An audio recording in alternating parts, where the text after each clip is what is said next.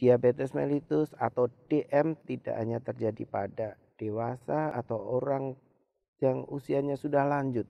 Ternyata dari bayi, remaja hingga dewasa pun bisa terjadi. Pada DM tipe 1 sampai saat ini belum ada obat minumnya, Dok ya. Karena kekurangan dari hormon insulin itu sehingga dia diberikan suntikan. Kayak apa sih nyuntiknya gitu? Nah, mungkin kita belajar dulu ya dok ya, kita Ya. praktek langsung nih.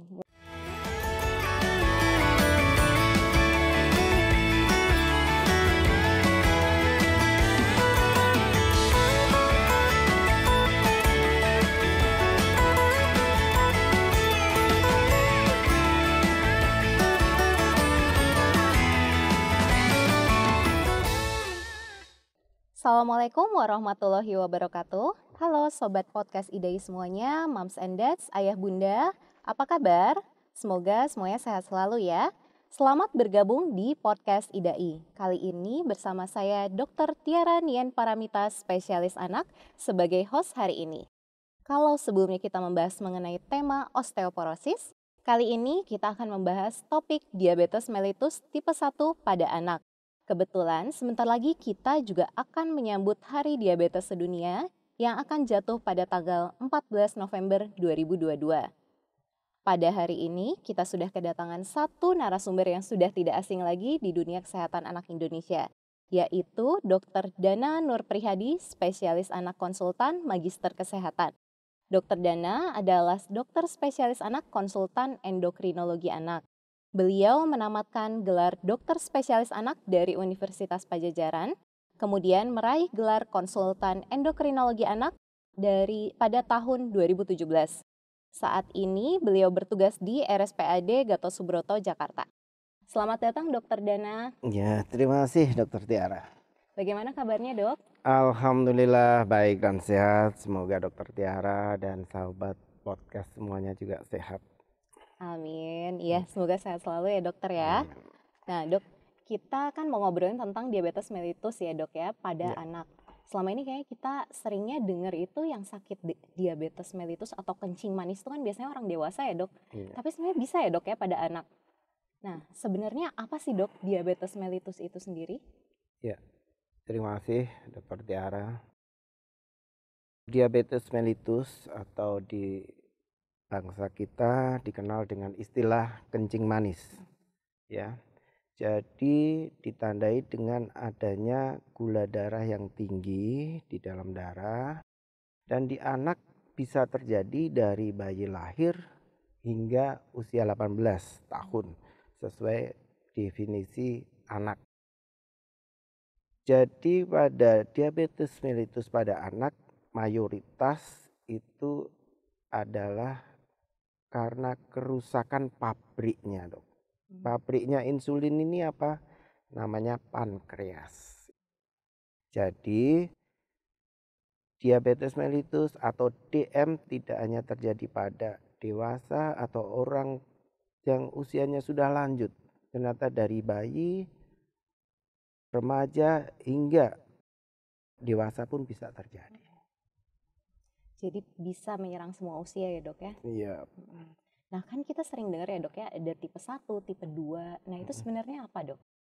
Ya, terima kasih. Sebenarnya DM itu tipenya banyak ya dok ya. Tapi pada kesempatan ini kita bikin ringkas saja. Jadi DM itu pada anak mayoritas di atas 90% adalah DM tipe 1. Yaitu terjadi kerusakan sumber daripada insulin. Yang berikutnya adalah DM tipe 2 ya. Kebanyakan karena sel reseptor atau sel yang mengenali insulinnya itu yang sensitivitasnya terganggu. Mungkin juga ada DM yang pada ibu hamil ya. Tapi mayoritas di anak adalah DM tipe 1. Jadi yang terjadi adalah jumlah insulinnya yang tidak ada atau hampir tidak ada gitu dok. Baik dokter, jadi pada dasarnya kalau pada anak mayoritas karena pabriknya yang bermasalah ya dok ya. Sementara kalau pada orang dewasa karena sudah kurang sensitif terhadap insulin seperti itu ya dok. Baik dok. Sebenarnya seberapa banyak sih dok anak Indonesia yang menderita diabetes mellitus? Ya, terima kasih. Kalau secara data, sampai data terakhir kurang lebih 1.400-an dok. Tapi selama pandemi ini dalam 2 tahun terakhir ini angkanya naik ya, kurang lebih 700% ya. 700%. Jadi itu yang harus diwaspadai oleh orang tua, oleh dokter, bagaimana kita mengenali anak kita terserang oleh yang namanya penyakit kencing manis tadi. Ya. Nah dok, ya mungkin Moms and Dad semuanya, sobat podcast IDAI semuanya sudah penasaran nih. Itu gimana sih dok kita tahu bahwa anak kita itu menderita kencing manis gitu dok, atau diabetes mellitus? Ya, terima kasih dok. Jadi kalau intinya kalau kencing manis ya, satu dia banyak makan ya, kemudian banyak minum, kemudian banyak buang air kecil. Itu kalau ada perbedaan, kalau daripada sehari-harinya banyak makan, banyak minum, banyak buang air kecil, berat badannya turun ya. Yang paling sering di poli umpamanya, dok anak saya biasanya nggak ngompol ini, tapi dalam 2 minggu ini tiap malam mengompol. Makannya banyak sekali, sering haus. Ada laporan dari gurunya tiap jam pamit ke belakang. Nah, kalau ada tanda-tanda tadi yang disebut poliuri, polidipsi, polifagi, sebaiknya ke dokter. Caranya mudah dok, diperiksa gula darah sewaktunya. Kalau gula darah sewaktunya tinggi ya, rata-rata lebih dari 200 mg per desiliter, kemungkinan besar adalah diabetes mellitus. Tinggal setelah gulanya tinggi terbukti, kita telusuri lebih lanjut. Ini masuk yang tipe 1 atau tipe yang lain. Ya, tentu dengan pemeriksaan penunjang berikutnya, dok. Baik dokter. Nah dok, mungkin ada juga beberapa pertanyaan. Kalau misalnya orang tua yang menderita diabetes mellitus, kan sekarang banyak ya dok ya orang tua yang udah sakit kencing manis gitu. Terusnya pertanyaan mereka adalah, apakah anak saya juga berisiko kena kencing manis juga di kemudian hari? Dok? Ya. Diturunkan nggak sih dok sebenarnya ini? Sebenarnya kalau di diabetes mellitus tipe 1 pada anak, pada umumnya disebabkan oleh proses autoimun. Jadi suatu proses yang bisa dipicu karena infeksi, entah virus, entah bakteri, atau faktor risikonya tadi lingkungan, kemudian dari genetik mungkin pegang peranan sekitar 10%. Namun di lapangan ya dok ya, rata-rata pasien yang DM tipe 1 tuh masuk dalam kondisi gawat. Gawatnya apa? Yaitu sesak. Terus kemudian kesadaran menurun atau kejang. Sampai di UGD dicek ternyata gula darahnya sangat tinggi. Jadi itu kegawatan yang paling sering terjadi pada anak DM tipe 1 namanya ketoasidosis diabeticum ya. Jadi kalau ada tanda seperti itu kita waspada, tentu bisa mencegah datangnya anak dalam kondisi yang tadi sesak, kemudian kejang atau tidak sadar gitu dok. Berarti deteksi dini intinya ya dok ya? Iya. Baik dok. Nah dok, sebenarnya kalau diabetes mellitus itu sendiri ada obatnya nggak sih dok? Bisa nggak seorang anak sembuh dari penyakit ini dok?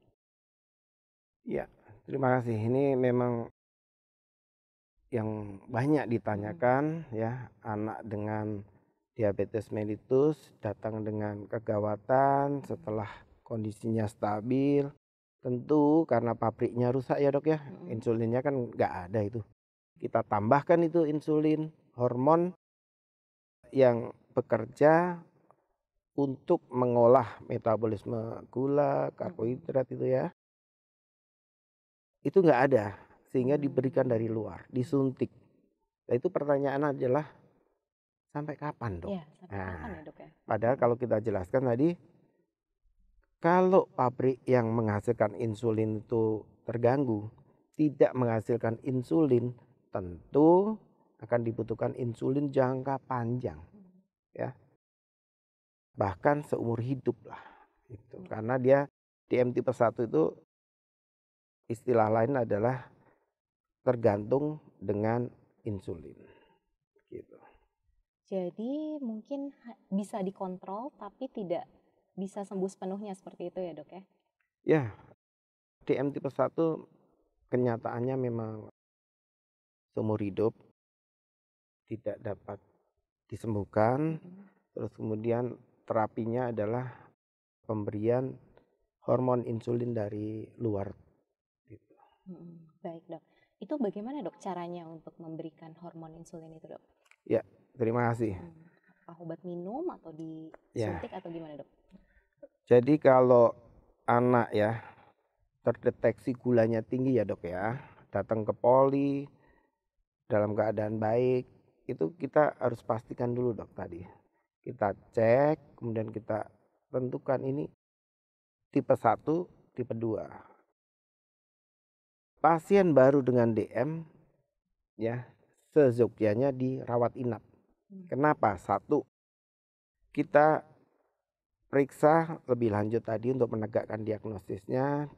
Umpamanya yang paling sering dicek C-peptide-nya, cek antibodinya dok, supaya nanti jelas ini tipe mana. Yang kedua, pembelajaran kalau dia DM tipe 1 adalah suntik, injeksi. Karena apa? Injeksi insulin itu dilakukan oleh, kalau anaknya udah bisa mandiri, anaknya. Kalau anaknya masih kecil belum bisa, tentu orang tuanya, ya. Bapak ibunya juga harus mencoba. Karena apa? Karena pemeriksaan gula darah juga rutin dok dikerjakan. Suntik insulinnya juga rutin, ya. Pada DM tipe 1 sampai saat ini belum ada obat minumnya dok ya. Karena kekurangan dari hormon insulin itu sehingga dia diberikan suntikan. Suntikannya ada beberapa teknik dok. Jadi ada yang namanya basal bolus, diberikan sebelum makan, makan pagi, makan siang, makan sore, dan sebelum tidur, rata-rata jam 9 malam. Namun seandainya, dok, anak saya berarti disuntiknya 4 kali. Periksa darahnya sebelum makan diperiksa. Ada yang 2 jam diperiksa juga. Ini kayaknya nggak patuh nanti. Nah itu biasanya nanti kita diskusikan. Ada yang dengan bagaimana ini? Akhirnya pakai yang jangka menengah, mix. Jadi suntiknya pagi dan sore, tentu dengan perhitungan pola makannya dok. Kita ketahui bersama bahwa pengobatan DM itu tidak murni hanya insulin. Yang kedua, nutrisi. Tadi dikatakan bahwa dirawat itu satu, menegakkan diagnosis, pembelajaran suntik insulin, kemudian pola makan atau asupan nutrisinya. Itu nanti kita diajarkan untuk menularkan, ya, umpamanya tadi pemilihan makanannya kita hitung gitu ya. Jadi kayak kita kuliah terhadap ibunya atau bapaknya gitu. Kalau anaknya udah remaja, ya kayak chef lah dok. Kita makan itu sehari berapa kalori, karbohidratnya berapa, ya. Nanti mereka bisa menentukan makan pagi, makan siang, makan sore paling banyak mana. Suntikannya berapa, dosisnya itu nanti saat rawat inap akan ketahuan dok. Ya, jadi karena apa? Masing-masing anak itu rentang dosisnya berbeda-beda, ya. Tergantung namanya, umpamanya diberikan 1 unit insulin, dia bisa mengcover berapa gram karbohidrat. Nanti saat rawat inap kita ajari dok menghitung insulinnya, menghitung nutrisinya. Kemudian kalau sangat tinggi apa yang dikerjakan, namanya dosis koreksi. hikmahnya kalau anak-anak dengan diabetes itu dok, akan lebih disiplin dalam mengatur pola makan. Kemudian tidak sembarangan baik memilih maupun jumlah apa yang dimakan tadi. Ya. Baik dok, jadi sebenarnya banyak yang dipikirkan ya dok ya kalau kita memiliki seorang anak diabetes mellitus tipe 1. Nggak cuma cukup suntik insulin aja, tapi juga tidak lupa mengatur pola makannya. Ya. Nah dok, mungkin banyak nih moms and dads yang kepikiran atau sobat podcast IDAI, wah serem juga ya disuntik beberapa kali sehari. Tapi sebenarnya apakah sebenarnya itu nyeri nggak sih dok? Dan seperti apa sebenarnya cara penyuntikannya dok? Ya. Sebenarnya suntikannya itu tidak menakutkan dok, tidak kayak suntikan yang Ya, kayak suntikan yang imunisasi ya. gede gitu ya dok. Ya, jadi dia bentuknya kayak ballpoint. Suntiknya itu bisa dok. Jadi paling sering adalah kalau di anak itu di perut ya, karena dia caranya dicubit, karena dia suntiknya di bawah kulit dok. Disuntik, namun ya namanya jarum sekecil apapun tetap nyeri kan. Tapi anak-anak itu awalnya aja dok, ya setelah seminggu 2 minggu dia sudah bersahabat itu, ya. Jadi suntikan itu rasanya orang tua itu kalau pertama tidak tega. Iya. Satu, dok ini diperiksa darah ini sampai jarinya semuanya ditusukin gitu kan. Terus ini gimana dok nyuntiknya? Tapi setelah saya tadi, ayo bu lihat dulu, bapak lihat dulu caranya. Terus kemudian ayo kita praktekkan. Yang pertama tadi periksa darahnya, cara suntiknya, ternyata oh iya. Karena pasti orang tua itu coba kalau nggak disuntik berapa sih? Iya, Ya. nyoba-nyoba. Setelah tidak disuntik, loh ternyata memang tinggi ya. Ya, ada juga yang udahlah nggak usah disuntik. Nanti kita ketemu lagi di IGD, ketemu lagi di ruang ICU. Ya, setelah terjadi hal-hal seperti itu, dari awalnya belum bisa menerima ya dok ya, orang tua maupun anak, setelah menyadari itu, oh iya ya, tubuh saya itu di dalamnya pabrik insulinnya tidak bisa produksi, sehingga perlu dibantu dari luar. Nah, itu kalau sudah 6 bulan lebih lah dok, itu anak-anak udah happy. Dia ke sekolah pun bawa sendiri dok. Jadi sebelum makan siang suntik ya. Jadi mau kemana pun selain handphone ya dok ya sekarang ya, ternyata insulin itu menjadi sahabat mereka gitu. Bukan hal yang menakutkan lagi dok. Iya betul. Oh menarik banget ya, jadi pada anak-anak dengan diabetes mellitus ini insulin menjadi sahabat. Justru jangan ditakutin karena itu justru menolong dia ya dok ya, membantu untuk tetap bertahan. Ya, nah dok tadi kita udah banyak ngobrol tentang cara penyuntikan ya, tapi kayaknya mungkin sobat podcast IDA ini kalau nggak ngelihat langsung mungkin masih agak ngeri nih dok tentang aduh anak saya harus disuntik berapa kali gitu, kayak apa sih rasanya, kayak apa sih nyuntiknya gitu. Nah mungkin kita belajar dulu ya dok ya, kita praktek langsung nih. Ya, sobat podcast IDA, kita lihat ini namanya salah satu jenis suntikan hormon insulin. Jadi di atas ini menunjukkan dosisnya.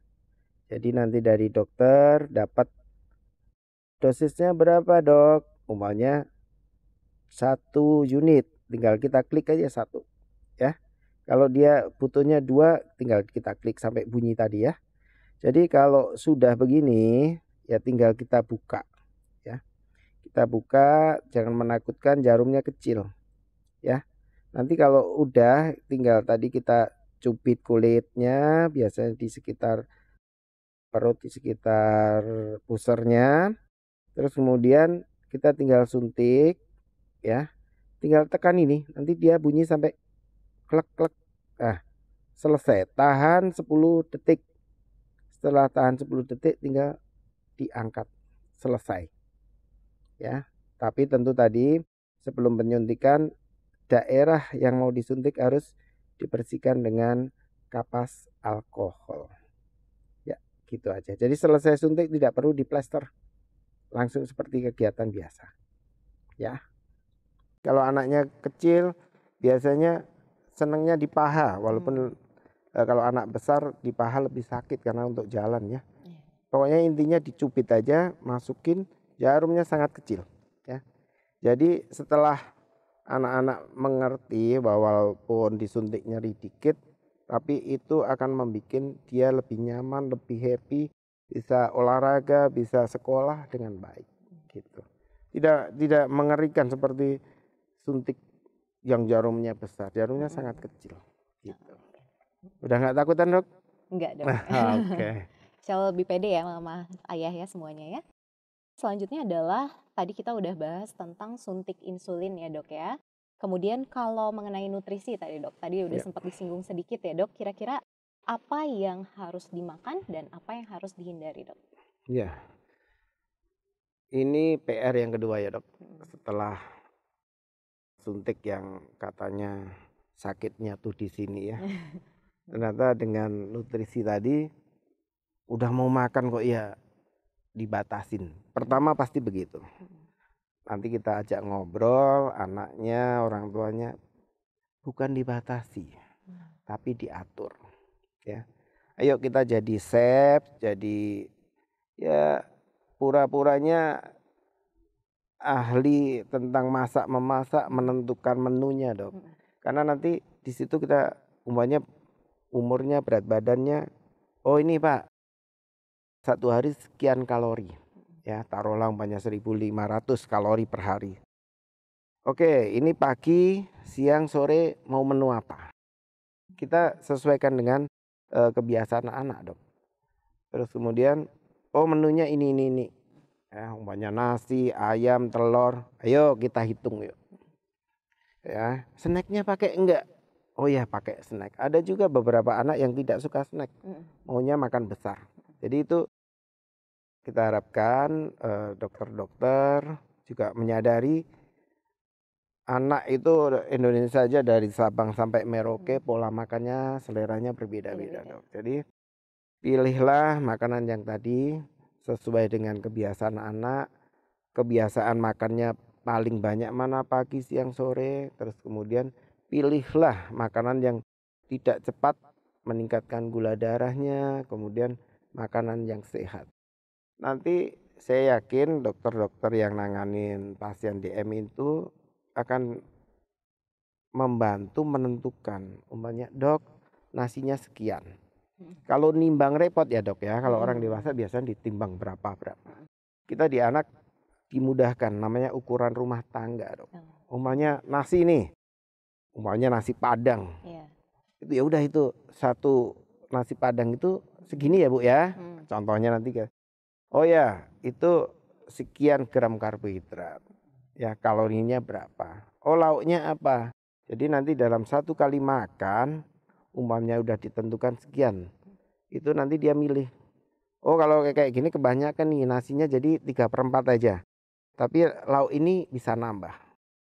Jadi dengan pola yang disesuaikan tadi, terus kemudian dihitung, kita harapkan insulin yang diberikan ke tubuhnya itu dapat mengcover asupan nutrisi yang dimasukkan ke tubuh.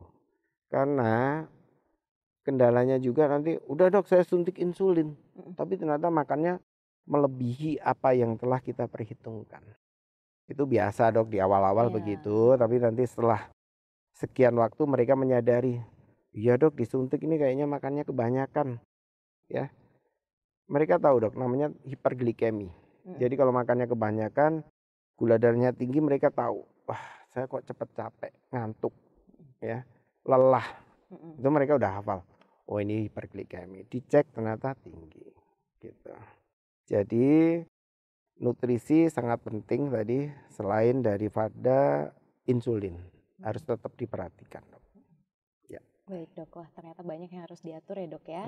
Nah dok mungkin pertanyaan juga nih, kadang-kadang kan setiap weekend nih pasti anak-anak pengennya ke mall gitu ya dok ya. Di mall pasti makanannya ya mungkin ada boba, ada ramen. Nah boleh nggak sih dok anak dengan diabetes mellitus itu makan yang seperti itu kadang-kadang gitu dok? Ya itu pada anak memang pasti akan terjadi, Dok. Karena diundang ulang tahun kan, Dok, ya. Dia perlu eksistensi ya. Kita kalau seperti orang tua udah begini, tapi kita umpamanya diundang ulang tahun makan apa, kita ajarin, Dok, sebelum berangkat, oh sana nanti makannya pestanya ini.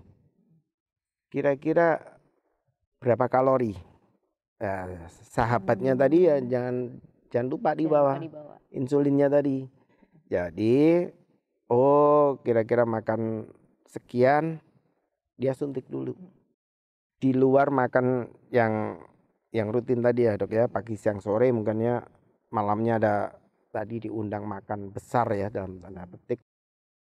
Itu ya dibutuhkan namanya dosis tambahan untuk mengcover asupan nutrisi yang di luar jadwalnya.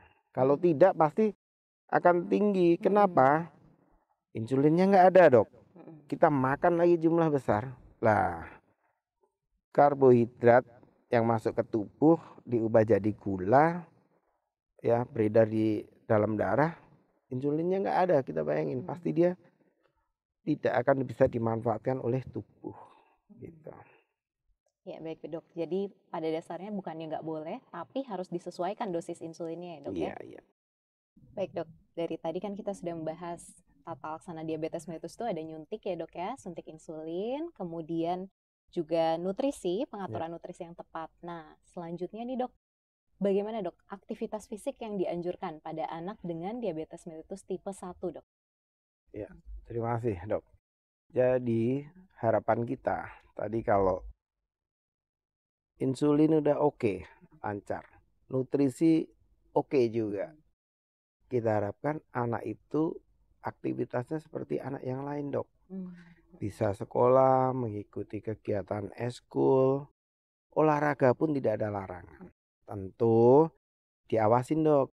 Nanti kita ajarkan kalau memang ada olahraga umpamanya basket atau bulu tangkis atau mungkin yang sifatnya lebih berat, itu ada pemeriksaan sebelum dia olahraga, di tengah olahraga, apakah perlu makanan tambahan ataukah perlu diberhentikan olahraganya kalau terjadi tiba-tiba gula darahnya rendah. Apa yang akan dilakukan ya. Tapi dengan pola aktivitas ya yang ringan sekolah itu tidak jadi halangan, Dok. Jadi mereka tetap bisa menjalani aktivitas seperti anak yang lain gitu. Baik dokter, jadi sebenarnya nggak usah takut ya dok ya, mama ayah semuanya. Jadi sebenarnya bisa kok hidup secara normal. Nah mungkin dok kalau ada nggak dok olahraga yang direkomendasikan untuk pasien-pasien dengan diabetes mellitus tipe 1? Ya, dengan olahraga tentu dok ya akan lebih baik performa daripada anak itu. Ya, dengan olahraga sensitivitas sel reseptor yang nangkap insulin akan lebih baik. Terus kemudian profil lemaknya lebih baik ya. Postur tubuhnya akan lebih baik. Olahraga kalau itu ya tentu disesuaikan dengan umur, Dok ya. Tapi rata-rata olahraga yang dikerjakan minimal jalan kaki, lari kecil ya. Terus kemudian aktivitas namanya anak-anak kan bukan olahraga yang harus berprestasi ya, Dok ya. Tidak menguras tenaga, tapi ada beberapa pasien memang awalnya atlet, Dok. Tapi setelah dia terdiagnosis DM, kemudian tadi mendapatkan insulin, atur nutrisi, ternyata tetap bisa melanjutkan aktivitasnya sebagai atlet. Ada yang basket ya, pasien itu. Ada yang pencak silat juga ada, Dok. Karate juga ada. Mereka paham. Nanti kalau memang pasien itu atau orang tua ingin melanjutkan itu dan melanjutkan aktivitas olahraganya, itu kita bekalin, Dok. Apa yang kita lakukan, apa yang harus dilakukan. Umpamanya hipoglikemi, tanda-tanda hipoglikemi apa sih? Umpamanya pusing, keringatnya dingin, gemeteran. Nah, itu berarti stop olahraganya, cek rendah bisa minum manis dok Hmm. ya. Atau kalau nggak ada manis, biasanya mereka mengantongi sesuatu yang bergula, entah permen ya, coklat, itu mereka sesuai dengan kondisinya. Itu sebagai emergensi kalau tiba-tiba terjadi namanya hipoglikemi, gula darahnya rendah gitu. Wah, baik dok. Baik. Wah, lengkap banget ya. Ternyata banyak sekali nih tata laksana dari DM ini gitu. Jadi nggak cuma suntik insulin, atur nutrisi, dan juga tetap menjalankan olahraga juga ya. Jadi anak dengan diabetes mellitus itu mungkin, oh ya dok, banyak mungkin papa mama juga yang berpikir kalau pada anak diabetes mellitus itu apakah harus membatasi kegiatan sehari-hari dan apakah DM tipe 1 ini mempengaruhi kecerdasan mereka dan tumbuh kembang mereka. Nah itu sebenarnya bagaimana dok? Ya, itu pertanyaan kalau yang di poliklinik ya dok ya, di rawat jalan, dok anak saya udah DM, sudah suntik, makannya diatur. Itu nanti gimana dok? Masih bisa kuliah tidak? Ya. Targetnya dengan pengaturan tadi ya dok, dari insulin, nutrisi, aktivitas fisik, diharapkan anak itu satu, namanya kontrol metabolik. Jadi kontrol metaboliknya bagus.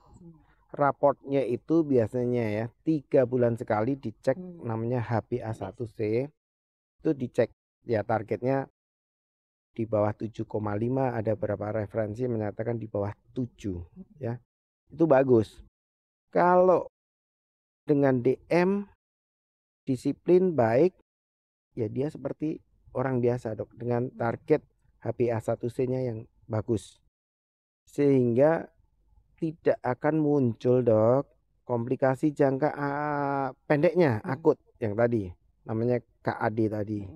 Datang dengan sesek, penurunan kesadaran, harus masuk ICU. Itu target kita, bisa mencegah itu. Target berikutnya apa dok? Menghindari komplikasi jangka panjang. Apa itu? Biasanya yang terganggu adalah retina atau penglihatannya ya. Kemudian ginjalnya ya, namanya nefropati diabetikum, kalau di mata retinopati diabetikum. Itu bisa dihindari seminimal mungkin. Jadi dengan disiplin, dengan aktivitas yang baik, bijaksana, bisa menangani. Kadang-kadang namanya anak itu bisa aja dulu sakit. Pasien DM bisa nggak DHF? Bisa. Nah itu nanti kita, namanya ada penyesuaian dosis dok. Di hari sakit itu berapa sih kebutuhan insulinnya? Ya, itu disesuaikan. Makanya kalau dokter anak endokrin memberikan kontak ya, karena emergensi itu bisa terjadi sewaktu-waktu. Dengan tujuan apa tadi, kita berupaya semaksimal mungkin supaya anak-anak itu memiliki kecerdasan yang baik ya. Kalau gulanya tinggi tentu akan mengganggu proses belajarnya karena ngantuk terus, lelah terus ya. Bolak-balik masuk rumah sakit itu tentu akan mempengaruhi prestasi akademisnya. Yang kedua, pertumbuhannya. Kalau beberapa penelitian memang mendukung kalau gulanya tinggi terus akan mempengaruhi, harusnya tinggi badannya baik, dia akan tidak bisa mencapai tinggi potensialnya. Tapi dengan upaya yang komprehensif tadi dok, itu diharapkan anak akan tumbuh, berkembang dengan baik, bisa mencapai cita-citanya seperti yang lain, jadi tumbuh kembangnya optimal gitu. Jadi semuanya tergantung pada kontrol glikemik ya dokter ya. Jadi ya itu tadi, lakukan semuanya untuk tata laksana diabetes mellitus dan harus kontrol secara berkala ya dok ya. Baik dokter.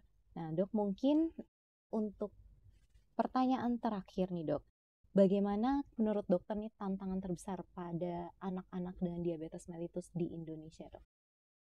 Ya, terima kasih nih. Saya harus tarik napas dulu nih.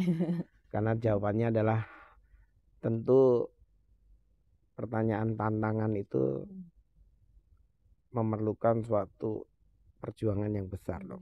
Satu, perjuangan dimulai dari keluarga. Bagaimana mengenali anak kita, keluarga kita itu mempunyai gejala-gejala DM tadi apa tidak. Kemudian dukungan, ya, kalau memang sudah terdiagnosis, dukungan dari keluarga sangat diperlukan. Baik dukungan fisik, ya, psikis, moral itu sangat diperlukan.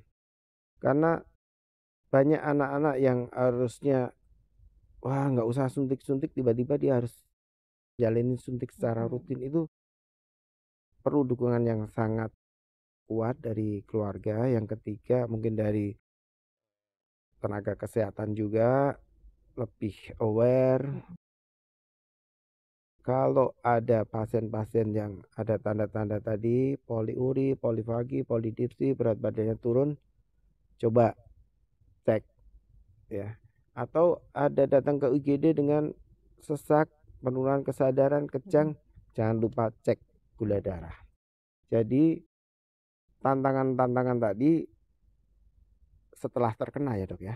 Nah, tantangan berikutnya adalah bagaimana kita mencegah supaya anak-anak kita itu sehat dan tidak mengalami namanya diabetes mellitus tadi.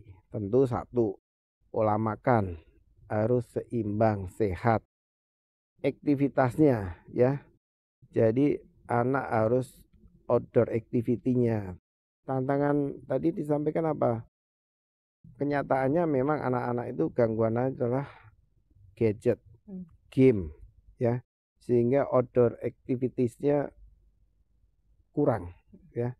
Komunikasinya juga kurang dengan teman-temannya. Dulu orang lari-lari, main bola, sekarang aktivitasnya di dalam kamar terus. Ya, itu jadi tantangan kita tadi dari keluarga, dari nakes. Tentu kita harapkan juga dukungan untuk menyelesaikan tantangan ini adalah dari pemerintah.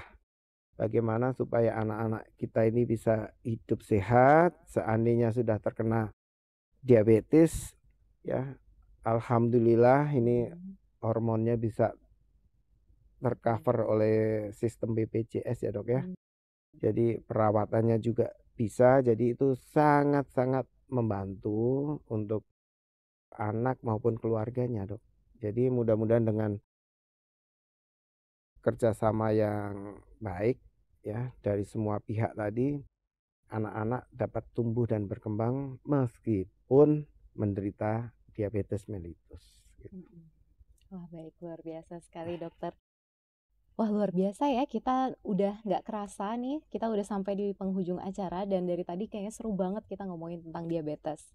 Demikian acara podcast IDAI kita hari ini. Semoga sobat podcast IDAI semuanya yang ada di rumah belajar banyak ya pada sore hari ini. Nah, akhir kata saya ucapkan banyak terima kasih kepada Dokter Dana yang sudah menjadi narasumber kita pada hari ini. Semoga dokter sehat selalu, Dok. Amin. Amin. Dan sampai berjumpa pada kesempatan selanjutnya ya, Dok. Jangan lupa untuk para sobat podcast IDAI semuanya untuk follow YouTube kita di IDAI_TV. Dan bisa juga mendengarkan tayangan podcast kita di Spotify di IDAI Podcast. Terima kasih juga kepada para sobat podcast IDAI semua yang sudah mendengarkan dan sampai ketemu di podcast IDAI selanjutnya. Saya Dr. Tiara Nian Paramita, spesialis anak sebagai host undur diri. Wabillahi taufiq wal hidayah. Wassalamualaikum warahmatullahi wabarakatuh.